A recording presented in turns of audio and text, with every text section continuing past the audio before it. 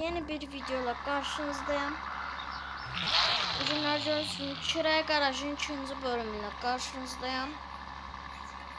Bugünlerde gördüğünüz kimi yeni bir Audi əlavə ettim garajıma. Yani modifiye zad ettirdim.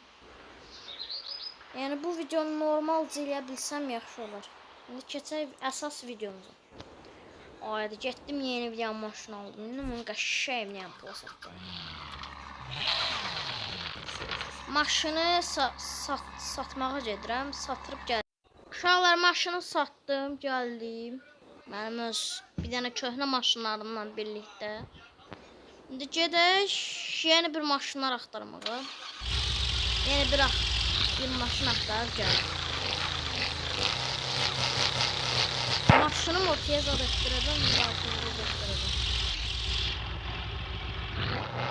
Bir də çox lakatım ki, çoxlu maşınlar yığılıb şey eləyə bilim qarajda. İndi yeni maşını gətirəm. Yeni satacaqmış. Uşaqlar maşını aldım, gəldim. Deyirlər ki, bunun motorunda problem var. Bir dənə baxaq görək var. Honda Civic'in orijinal Edson 9. Bak şey hemen kendimize alıp gelelim. Dəqiqə gözləyim dəqiqə. İçindən sürəcəm çünki elə bir ki, gəlsiz kimi yaxşı. Get düş. Deyirlər ki, bu motorunda problem.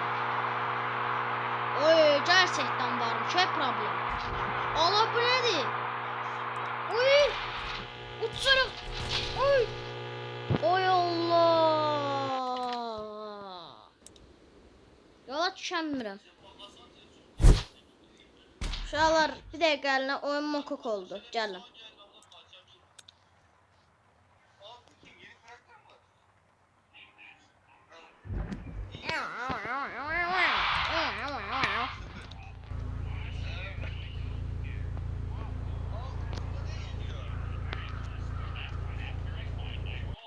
Ayrılman lazım. Bak karın Melahat seni... Her neyse. Problem iki.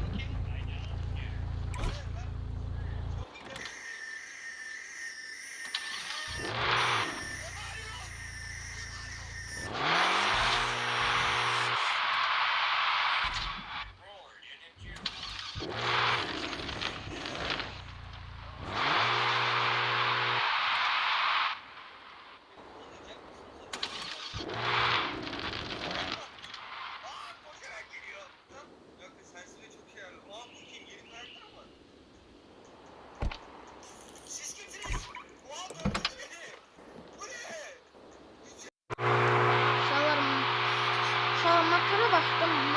Motorda problem olan sadece Honda motorunda olması. Markalara göre karıştırıyor. Onun için.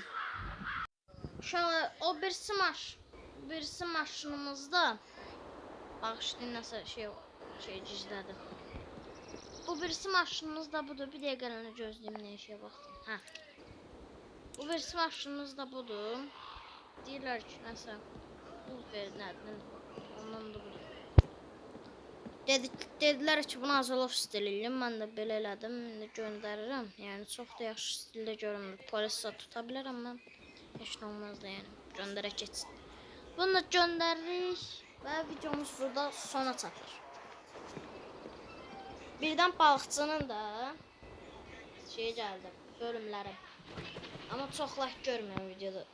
Daha like atın. Comment belə görmürəm heç videoda. En çok komik gördüğüm videolar köhnələrdəki. Yaxşı, mən getdim. Bye bye. Sayk. Bir dənə maşınımız qalıb. Onu indi test drive eləyim. Bir dənə test drive eləyək. Drift maşını. Özüm də drift yapacağım.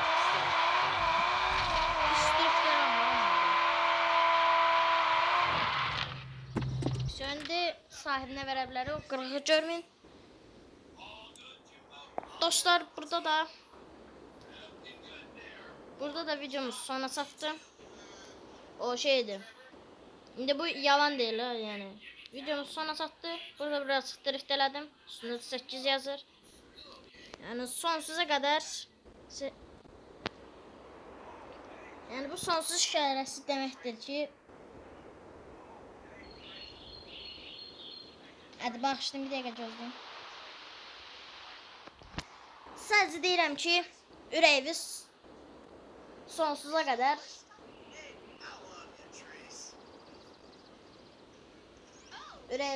qədər yaxşı qalsın. Bağışlayın, belə düşünə bilmədim.